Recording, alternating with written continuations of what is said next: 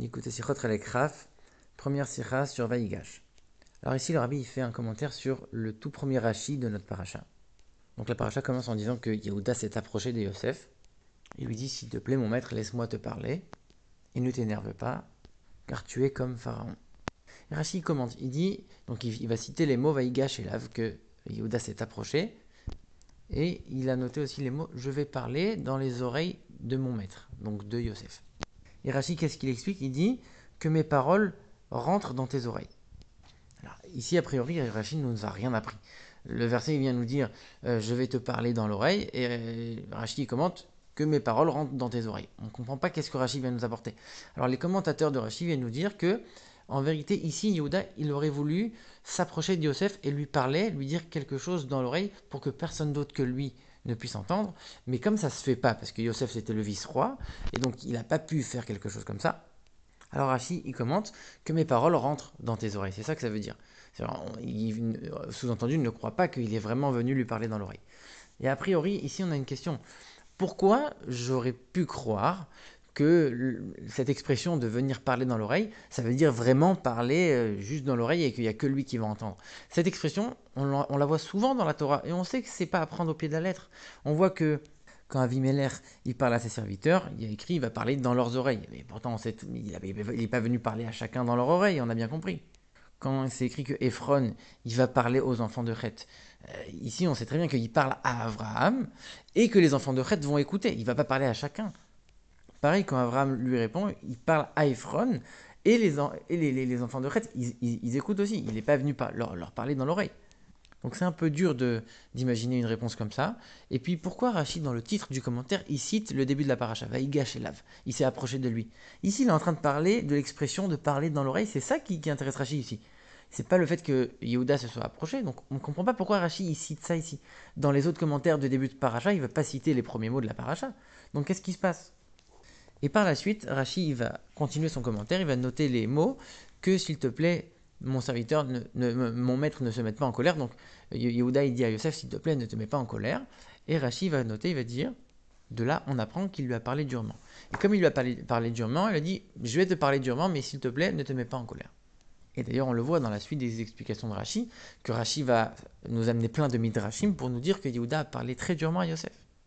Il lui a dit, de la même manière que l'autre pharaon, quand il a pris Sarah, il a été frappé de lèpre, toi aussi tu vas être frappé de lèpre. Il lui a dit, t'es un menteur, tu as commencé à nous poser des questions, finalement c'était uniquement pour venir nous emprisonner.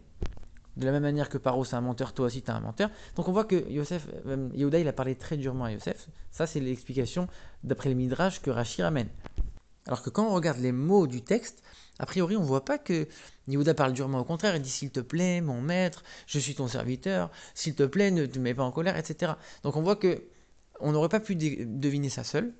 Donc si Rachid ne nous avait pas expliqué tout ce contexte, quand on voit le texte, on n'a pas l'impression que Yehuda a parlé durement à Yosef. Et c'est pour ça que Rachid ici, il vient dire, de là on apprend, quand il lui dit ne te mets pas en colère, de là on apprend qu'il lui a parlé durement. Mais cette expression, elle n'est pas courante chez Rachid. Normalement, Rachid aurait dû dire ça nous apprend. Mais quand Rachid vient, il dit de là on apprend, ça veut dire de là et pas d'ailleurs. C'est de ce mot-là que quand Yehuda va dire à Yosef s'il te plaît ne te mets pas en colère, c'est de ce mot-là qu'on apprend qu'il lui a parlé durement et de rien d'autre. Alors qu'est-ce que Rachid cherche à, à mettre de côté dans notre esprit? Quel autre mot aurait pu nous faire penser que Yosef a parlé durement? Que Yehuda, a parlé durement à Yosef? Alors l'explication à tout ça, elle est la suivante, d'après le rabbi. Dans tous les autres endroits où on voit cette expression de parler à l'oreille, qu'on a cité, c'est des endroits où en fait on parle de plusieurs personnes. Quand Abraham et Ephron ils sont en train de parler devant tous les enfants de Chet, ou quand Abimelech il parle devant tous ses serviteurs, c'est évident qu'il ne va pas venir parler à l'oreille de chacun. Ici, on comprend bien que c'est une expression puisque on est en train de parler devant du monde. Par contre, ici, la situation elle est différente, puisqu'il y a uniquement les frères devant Yosef, et on a le début de la paracha qui nous dit Yehuda s'approche vers Yosef. Et c'est pour ça que Rashi cite ces mots-là dans le titre de son commentaire, puisque c'est ces mots-là qui vont nous interpeller. Yehuda, il s'approche vers Yosef. Donc quelque part, il va être un peu seul à seul avec lui. Il a une approche pour lui dire quelque chose de manière particulière. Si la Torah n'avait pas précisé que Yehuda s'est approché, on aurait pu penser qu'il parle de manière normale, juste, et que les autres frères vont entendre aussi. Alors que ces mots-là, ils viennent nous souligner qu'il y a ici quelque chose de particulier qui est en train de se passer dans la conversation entre Yehuda et Yosef. Mais alors à ce moment-là, la question elle revient encore plus forte. Si ils étaient seuls et qu'il vient commencer pour pouvoir lui parler, forcément qu'il va entendre. Pourquoi tu es en train de mentionner « je vais te parler à tes oreilles » Et c'est là que Rashi intervient. Et Rashi vient et il nous dit que mes paroles rentrent dans tes oreilles. Ça ne veut pas dire que tu vas entendre. Évidemment que tu vas entendre, puisque je me suis approché de toi, puisque on est dans une approche et dans une conversation particulière. C'est évident que tu vas entendre. La chose que Rachid est en train de souligner ici, c'est que mes paroles pénètrent à l'intérieur de toi. Pas seulement que tu vas entendre, que tu vas intégrer ce que je vais te dire maintenant. Que tu vas intégrer et que tu vas agir en conséquence. Et maintenant que Rachid a expliqué ça, intègre, que Yehuda est en train de dire à Yosef, intègre bien mes paroles. Rachid explique par la suite, ne t'énerve pas de ce que je vais dire. De là, on apprend qu'il lui a parlé durement. Pourquoi Rachid dit de là et pas d'ailleurs? Parce que le verbe qui est employé ici, c'est le verbe ledaber. Et Rachid, il a un grand principe qu'il nous a répété énormément de fois dans tout son commentaire du Chumash, c'est qu'il y a une différence entre les deux mots en hébreu qui veulent dire parler. On peut dire soit ledaber, soit les morts. Et quand on dit ledaber, c'est un langage qui est dur. Alors que quand on dit les morts, c'est un langage qui est doux. Et ici, c'est le verbe ledaber qui est employé. Donc, quand on suit la mentalité de Rachid, évidemment qu'ici, Yehuda, il a parlé durement, puisque on emploie le terme ledaber. Donc, on sait qu'on parle de quelque chose de dur. Pourquoi? Parce que le verbe ledaber, il a aussi une autre signification, la même racine, qui veut dire dominer. Et donc cette idée de domination dans la parole, elle va s'exprimer dans le fait que quelqu'un va être assez convaincant, va réussir à te faire changer d'avis, à avoir une influence sur toi par les paroles qu'il va te dire. Et ça, c'est juste cette connotation de domination. Mais ça veut dire qu'on peut très bien parler gentiment et très doucement et tranquillement, avec énormément de respect à quelqu'un, mais avec une force de conviction qui va justifier l'emploi du terme ledaber. Donc ici, Rafi vient nous dire, Yehuda, il a dit à Yosef, il lui a dit quoi? Que mes paroles pénètrent à l'intérieur de toi. Sache que maintenant, je suis en train de te dire quelque chose pour te convaincre, pour faire en sorte que tu vas changer d'avis. Donc, on est en train de comprendre que Yehuda, il a un langage qui est convaincant pour Yosef. Donc, ça ne nous étonne pas qu'on emploie le mot ledaber ici. On peut très bien employer le mot ledaber tout en gardant un langage calme et doux. Et c'est uniquement la connotation de vouloir convaincre Yosef qui est soulignée ici. Donc, c'est pas du mot ledaber qu'on va apprendre que Yehuda il a parlé durement, puisqu'on aurait très bien pu penser qu'il a parlé doucement, même en employant ledaber. Et ici, Rashi vient te dire non. C'est de ce mot-là, du fait que la Torah te dit, que Yehuda va lui dire ne te mets pas en colère, de là on apprend qu'il lui a parlé durement. Et c'est là que Rashi va nous exposer tous les midrashim qui justifient que Yehuda a parlé très durement à Yosef. Alors, maintenant qu'on a expliqué ce Rashi, quel est l'enseignement pour nous dans notre service de Dieu au quotidien? Ici, on voit que Yehuda, il est devant le vice-roi d'Égypte. Il ne sait pas encore que c'est son frère, il pense que c'est juste un Égyptien. Et il doit le convaincre de laisser partir son frère Binyamin. A priori, on aurait pu penser que la meilleure manière, c'est de venir parler doucement, calmement, de commencer à négocier gentiment. Qu'est-ce qu'il fait, Yehuda? Il parle durement, tout de suite. Il aurait dû essayer la manière douce, et si ça ne marche pas, je vais commencer à durcir un peu le ton. C'est pas ce qu'il a fait. Il a parlé directement de manière très dure. Pourquoi faire une chose pareille? A priori, c'est contre la logique.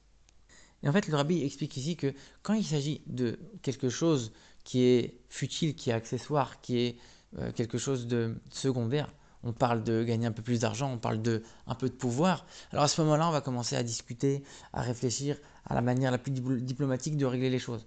Mais quand on parle d'une question de vie ou de mort, comme il dit Nafsho Keshura ben Nafsho, c'est que l'âme de mon père, elle est liée à l'âme de Binyamin. Si tu me le gardes, les deux, ça ne va pas aller, c'est pas possible. C'est quelque chose contre lequel je ne peux pas rester les bras croisés. À ce moment-là, on ne va pas agir selon les règles de la logique. On va agir durement tout de suite pour montrer que c'est quelque chose qui nous touche tout de suite très fort. La preuve que le rabbi rapporte, il dit, quand quelqu'un il a mal, tout de suite il va crier aïe. Il ne va pas commencer à dire non, il faut que je dise doucement et après je vais... Non, et quand tu as mal, tu cries. Et le fait de montrer que ça nous tient tellement à cœur et qu'on va montrer une tellement grande fermeté à ce moment-là, ça montre que la chose est importante pour nous et ça va convaincre celui qu'on cherche à faire changer d'avis. Et c'est ça l'enseignement. Quand on est en train de chercher à sauver un enfant juif qui va être esclave en Égypte sur ordre du vice-roi, c'est pas le moment de commencer à rassembler des comités qui vont réfléchir de c'est quoi la meilleure manière de parler pour un Égyptien, c'est quoi l'histoire des Juifs en Égypte, comment ils sont perçus, etc. pour pouvoir sortir un discours qui va être accepté de la meilleure manière par les Égyptiens, etc. etc. C'est pas ça le but ici. On n'a plus le temps à ce moment-là. Là, il s'agit de sauver cet enfant juif qui va être prisonnier. Il faut agir tout de suite et très vite. Et on voit que la réaction de Yehuda elle a marché. C'est qu'il a été très ferme et non seulement il a réussi à convaincre Yosef, ça a changé aussi le cours de l'histoire, mais grâce à ça, même Pharaon lui-même, il a décidé de donner le meilleur de la terre d'Égypte pour la famille de Yosef et de construire un endroit d'étude de la Torah, etc. Le rabbi fait une analogie. Il dit, de la même manière, ce raisonnement on peut l'appliquer à Dieu. Quand un juif, il va crier à Dieu, il va dire ça je peux pas. Il va montrer de manière ferme que c'est quelque chose qui est inenvisageable pour lui. Et il va réclamer, il va crier directement. Alors Dieu, il va voir à quel point cette chose, elle lui tient à cœur, et il va exaucer toutes ses prières et tous ses désirs. Ce qui va voir à quel point c'est important pour nous. De la même manière que Yosef n'a pas pu se retenir, Dieu, il ne se retiendra pas de nous donner tout ce qu'on a besoin.